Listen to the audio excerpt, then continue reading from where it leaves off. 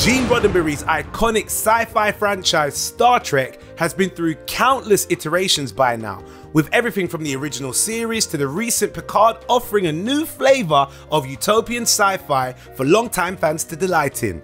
However, whether you prefer Discovery or The Next Generation, Sisko or Janeway, Wesley or Neelix, or neither understandably, there's no denying that each series has seen a few instances where characters acted in wildly dangerous ways to advance the plot without the show ever justifying their temporary insanity. Throughout the run of Star Trek, the show's characters have consistently made decisions at odds with their interests, which could easily have cost them crew members' lives. So this list is endeavouring to point out the most egregious instances of Enterprise endangering that the show expects viewers to buy into, and work out which iteration of the show is most guilty for upping the tension through crazy character calls. And that's looking at you, Voyager.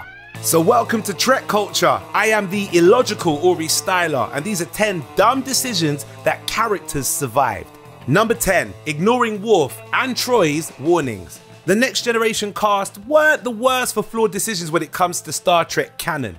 Janeway and sometimes the original series Kirk made sure of that. But their encounter with the Pakleds did leave us wondering just how poor Geordi LaForge made it out of the episode alive, with the typically sharp crewman, along with Riker in Captain Picard's absence while he was getting heart replacement surgery on Starbase 515, making the uncharacteristic decision to ignore the advice of some seasoned crew members. Now, the Pakleds seem pretty harmless, your typical goofy comic relief alien of the week, set to frustrate and annoy Geordi to no end. Beam him down and ignore the ominous warnings of both Troi and Worf for no clear reason. No way they'll turn out to be a real threat to poor LaForge, right?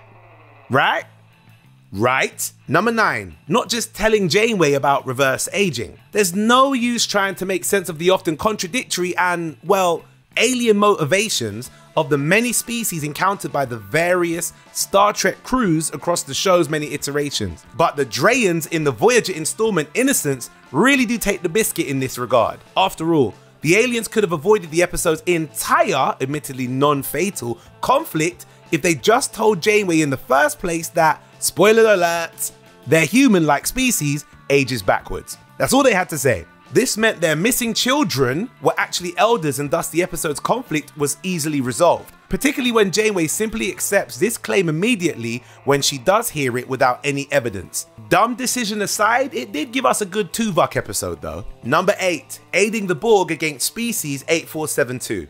It's fair to note that this list is picking on Captain Janeway here, but to be fair, she makes it very easy with the amount of times the Voyager captain put her crew and herself at risk during the divisive show's run. Take her decision to aid the Borg whilst taking down their nefarious species 8472. As dangerous as the threat was, even though they looked like a bogey that was animated by the same team that did the CGI for the Scorpion King in The Mummy Returns, it's insane that Janeway chose to actively aid the Borg in any attempts to neutralize another species, given the fact that the Borg are quite literally the most dangerous antagonist in any iteration of the series. It may have been a tactical move in the moment, but this one was more than a bit questionable and could easily have cost the crew a lot of their lives. But hey, this is how we met 7 of 9, so it gives and it takes. Number 7, not listening to Wesley for once.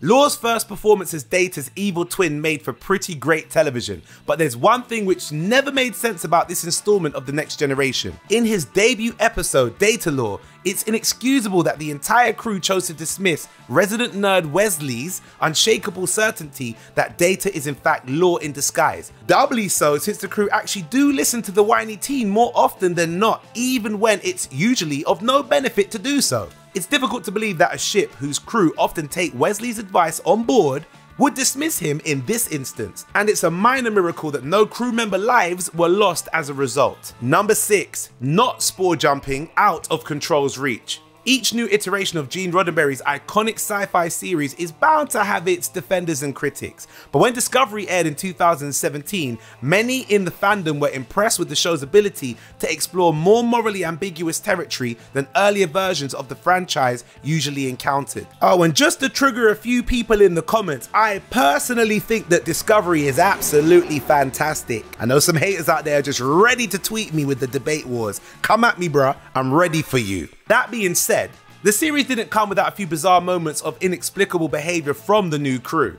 Take, for example, Discovery Season 2 finale, whose plot centers around the desperate attempts of the ship's crew to charge a power crystal as Control closes in on them. Since it's long been established as an option on this series, why not just Spore jump well out of Control's limited reach until the crystal is sufficiently charged? Discovery is still amazing though, yeah, I said it again, and what? Number 5, engage in the Doomsday machine. We're aware that Decker wasn't mentally stable during his tragic swan song on the original series, and this is the only example on here which does technically contribute to a later character death. Nonetheless, it's strange and out of character that any level-headed senior officer would trust a traumatized man with command of his ship. And whilst Decker may sacrifice himself later, it's a minor miracle no one else died in his hasty and ill-judged phaser attack on the Doomsday machine. Sure, Decker cited regulations in order to force Spock to hand over control, inciting Kirk's rage, but it's not like this would have been the only time regulations were ignored in the original series, including the Prime Directive repeatedly, in the interest of the right move. Fundamentally, it's a machine whose immense power we soon learn Decker should have understood better than anyone else on board, making this one an inexplicable move on Spock's part. Number 4, letting Neelix pose as a Ferengi. Look, we really could have just said Neelix and everything he does for this entry and called it a day, since the much maligned comic relief of Voyager is responsible for plenty of ill-judged maneuvers throughout the series. But in a move which almost gets both him and the Ferengi killed, Neelix's attempts to pose as one of their number was a terrible ploy from the jump, and it's a miracle it didn't come with a body count. I fully remember this episode. He played a character called the Grand Proxy. Why? Yeah, okay, so it's in a sillier installment of an already more far-fetched Star Trek series, but there's still a need to draw the believability line somewhere.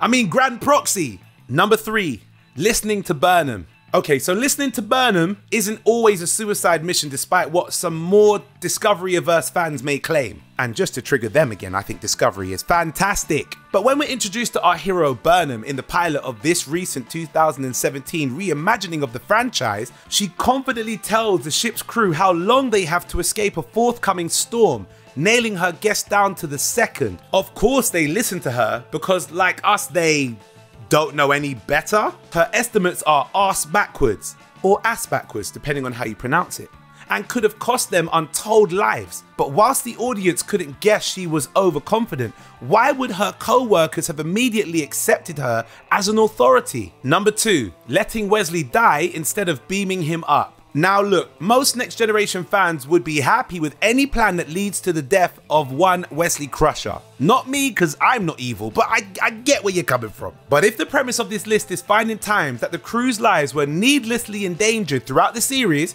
could you do much better than the infamous episode Justice? Rather than just beaming Wesley up when he's sentenced to death for falling in a flower bed, Crusher, you get it? Because he crushed the flowers in the crushed. Anyway, Picard instead insists on letting the team go through a pointless trial which would result in his death sentence, almost allowing the farce to go through to its inevitable end because rules? And after all that, viewers don't even get to see the twerp die at the end. Some would say the result left the fans feeling crushed. Yeah, come on.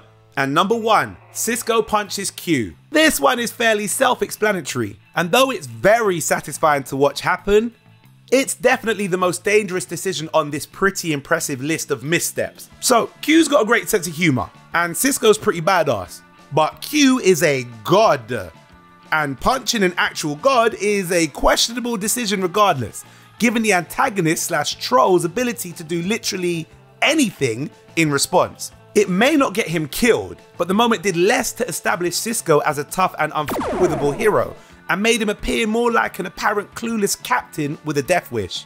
After all, whatever about his colleagues' questionable calls throughout their respective series, even Janeway didn't try to deck Q.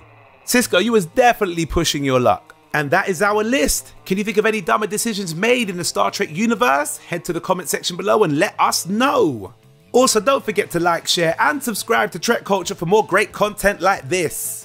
I've been your list master, Ori Styler. That's with an A. You can find me on Twitter at Ori Styler, all one word. And until next time, my friends, live long and make good decisions. Peace.